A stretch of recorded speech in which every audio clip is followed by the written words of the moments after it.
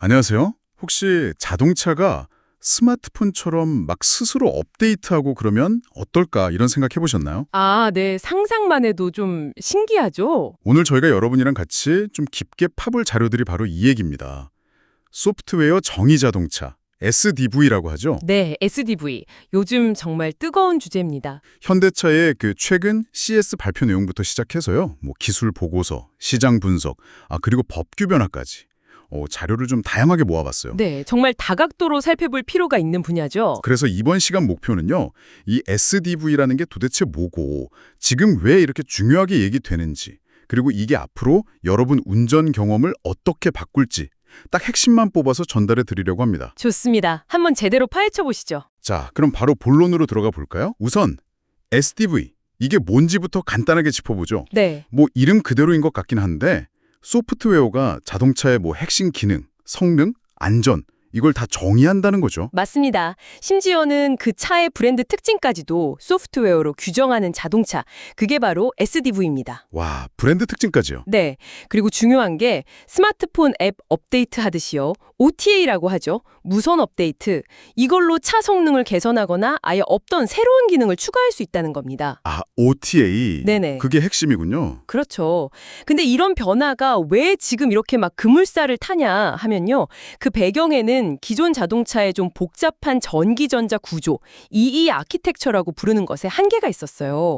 이 아키텍처요? 네. 좀 더 설명해 주실 수 있나요? 예전 차들은 기능별로 ECU라고 그 전자 제어 장치가 수십 개, 많게는 뭐 수백 개씩 막 흩어져 있었거든요. 네, 들어본 것 같아요. 이러다 보니까 뭔가 새로운 기능을 넣거나 업데이트하기가 너무 어렵고 비용도 많이 들고 비효율적이었던 거죠. 그렇군요. 근데 여기에 이제 자율주행, 커넥티비티 같은 소위 ASS 트렌드라고 하는 기술들이 막 발전하고 또 전기차 보급도 확 늘어나면서 상황이 바뀐 겁니다. 네네. 하드웨어랑 소프트웨어를 딱 분리해서 좀 유연하게 관리하는 SDV 방식이 이제는 뭐 선택이 아니라 필수가 된 거죠. 그래서 현대차가 올해 CES에서 Software Defined Everything, 그러니까 모든 것을 소프트웨어로 정의하겠다. 이런 비전을 낸 건 거군요. 정확히 보셨습니다. 그게 딱 이런 흐름을 보여주는 대표적인 예시죠. 핵심 기술을 보면 그 차량 내부 구조를 확 단순화시킨 새로운 EE 아키텍처라고 하던데요. 네, 고성능 컴퓨터 HBPC라고 부르는 거랑요. 또 구역별 제어기 존 컨트롤러라는 걸로 구조를 단순화시킨 거죠. HBPC랑 종 컨트롤러. 그럼 관리가 훨씬 쉬워지겠네요. 그렇죠. 관리 효율이 확 올라갑니다. 그리고 이런 단순한 구조가 바로 OTA 업데이트를 훨씬 더 쉽고 안정적으로 만드는 기반이 되는 거고요. 그럼 그 HBPC라는 게 정말 중요하겠네요. SDV의 뇌 같은 역할인가요? 네, 거의 중앙 처리 장치라고 보시면 됩니다.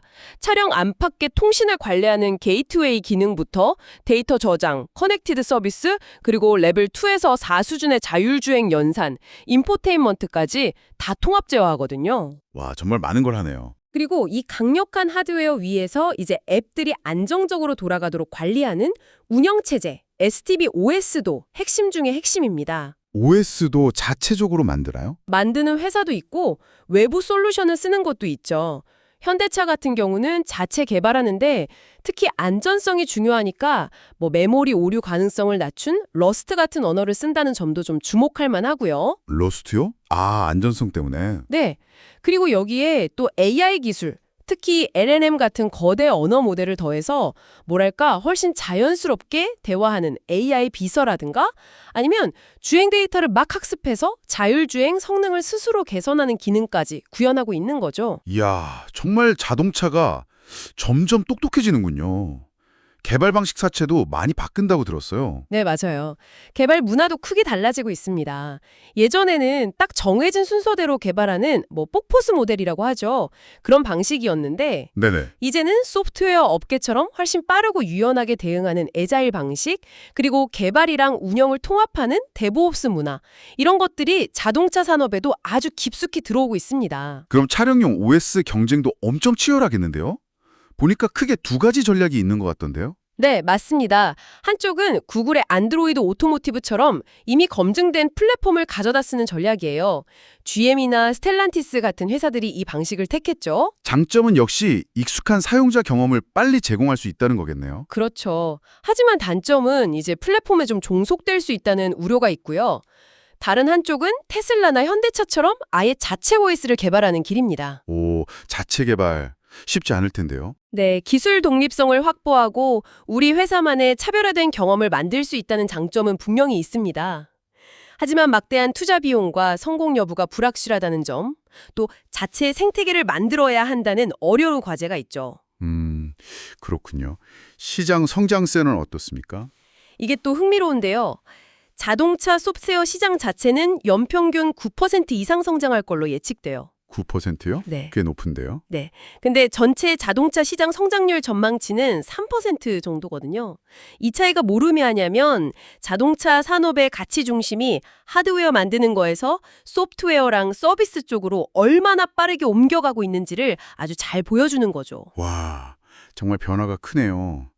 그래서 아마 2024년 전후, 그러니까 지금 이 시점이 앞으로의 OS 경쟁 구도를 결정짓는 아주 중요한 시기가 될 거라는 분석이 많습니다. 그렇다면 이 SDV 시대가 뭐랄까 우리 사용자들에게 주는 구체적인 이득은 뭘까요? 일단 가장 와닿는 건 역시 스마트폰처럼 내 입맛에 맞게 화면을 꾸미거나 하는 개인화겠죠. 아, 개인화. 네. 네. 그리고 차를 산 이후에도 계속해서 새로운 기능이 추가되거나 성능이 개선되는 업데이트를 받는다는 거. 이게 크죠? 그렇죠. 차가 계속 진화하는 거니까요. 구독형 서비스 같은 것도 가능해지겠네요. 네, 맞습니다. 필요할 때만 특정 기능을 구독해서 쓰는 식의 새로운 비즈니스 모델도 충분히 가능하고요.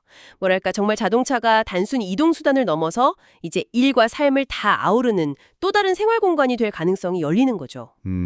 상상만 해도 기대가 되는데요. 근데 물론 좋은 점만 있지는 않겠죠. 혹시 좀 우려되는 점이나 과제는 없을까요? 당연히 있습니다. 가장 큰 숙제는 역시 사이버 보안 문제입니다. 보안.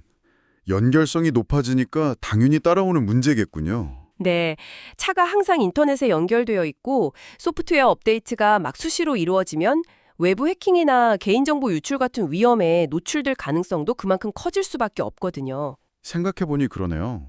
이건 정말 중요한 문제인데요. 그래서 국제적으로도 대응을 하고 있습니다. UN 유럽경제위원회, UNEC라고 하죠. 여기서 사이버 보안 관리 체계, CSMS라고 부르는 걸 구축하도록 의무화하는 규정, UNR155를 만들었어요. 아, 국제 규정도 생겼군요. 네, 유럽이나 일본 같은 주요 시장에서는 이미 시행 중이고요. 우리나라도 관련 법을 개정해서 2027년부터 단계적으로 의무화할 예정입니다. 기술 발전 속도만큼이나 이런 안전장치를 마련하는 게 정말 중요해진 거죠. 네, 알겠습니다. 자, 그럼 오늘 이야기를 좀 정리해 볼까요? SDV는 결국 자동차를 어떤 하드웨어가 아니라 소프트웨어를 통해서 끊임없이 진화하고 성장하는 디지털 플랫폼으로 바꾸고 있다. 이렇게 볼 수 있겠네요. 네, 맞습니다. 새로운 아키텍처, 소프트웨어 기술, 그리고 AI가 이 변화를 가능하게 만들고 있고요. 사용자 입장에서는 더 나은 경험을 기대할 수 있지만 말씀하신 것처럼 보안이라는 큰 과제를 반드시 해결해야 하는 상황이고요. 그렇죠. 기술과 안전, 이 두 가지를 함께 가져가야 합니다. 마지막으로 저희 청취자분들께 생각해 볼 만한 질문을 하나 던져주신다면요. 이런 건 어떨까요? 자동차가 이렇게 소프트웨어 중심의 네트워크 기기가 된다면 우리가 흔히 보는 수많은 배송 트럭이나 택시 같은 상업용 차량들 있잖아요. 네네. 이런 차량들을 관리하는 방식이 기존의 어떤 차량 관리 시스템과는 완전히 달라지지 않을까요? 어쩌면 거대한 IT 네트워크 시스템을 운영하는 것과 훨씬 비슷해질 수도 있겠다는 생각이 들거든요. 아, 차량을 바퀴 달린 네트워크 노드로 본다.